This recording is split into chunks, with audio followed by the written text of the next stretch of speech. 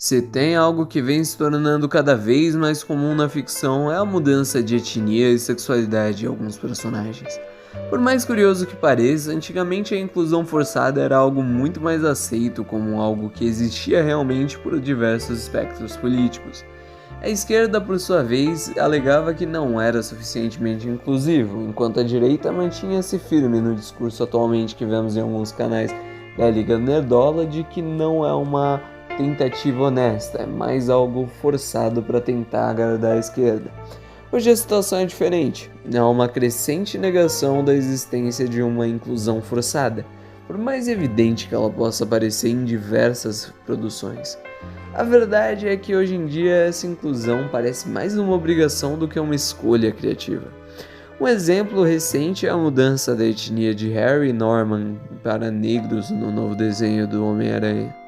A crítica da esquerda é que a representatividade é necessária, já que no passado não vimos diversos personagens de etnias e sexualidades diversas com frequência, mas isso não era algo tão estranho devido a questões demográficas. Por exemplo, a porcentagem de pessoas LGBT na sociedade não passa de 10%, e isso chutando alto e considerando aquele seu amigo que quer comer o Astolfo mesmo sabendo que ele é um homem. Essa questão fica ainda mais evidente no mundo dos animes. Por serem feitos em uma realidade japonesa, é raro vermos muitos personagens negros, embora quando aparecem muitas das vezes se tornam incríveis waifus. Isso também deriva de questões demográficas. Se uma animação fosse feita na África, ninguém questionaria o fato de todos os personagens serem negros. No entanto, algumas pessoas ignoram essas realidades. Se você apontar isso, é capaz do seu amigo mais esquerdista dizer que você é comparável ao pintor austríaco do bigodinho e que você é um racista enrustido. O que muitas das pessoas esquecem nesses desenhos do passado é que muitos deles já tinham mulheres ou protagonistas negros em posição de destaque. E mesmo assim nós gostávamos desses personagens. Muitos podem dizer que é por conta da polarização ter crescido, mas o que realmente faz com que esses personagens fossem amados no passado é a questão de que era algo muito mais natural e não ficava em evidência o tempo inteiro, o que facilitava nós criarmos uma certa empatia com grupos diferentes. Os personagens não giravam em torno ao fato de serem mulheres ou de, por exemplo, serem negros.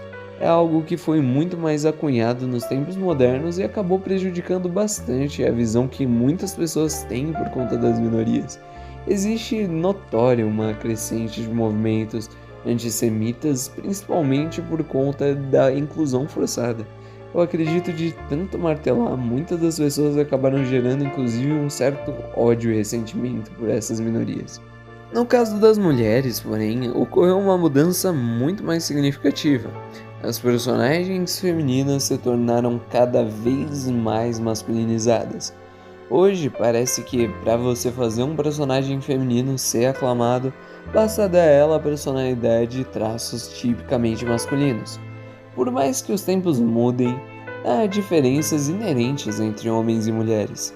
Homens, por natureza, tendem a ser mais inclinados à violência, mais insensíveis, mais aventureiros e propensos a riscos, o que explica por que vivem menos.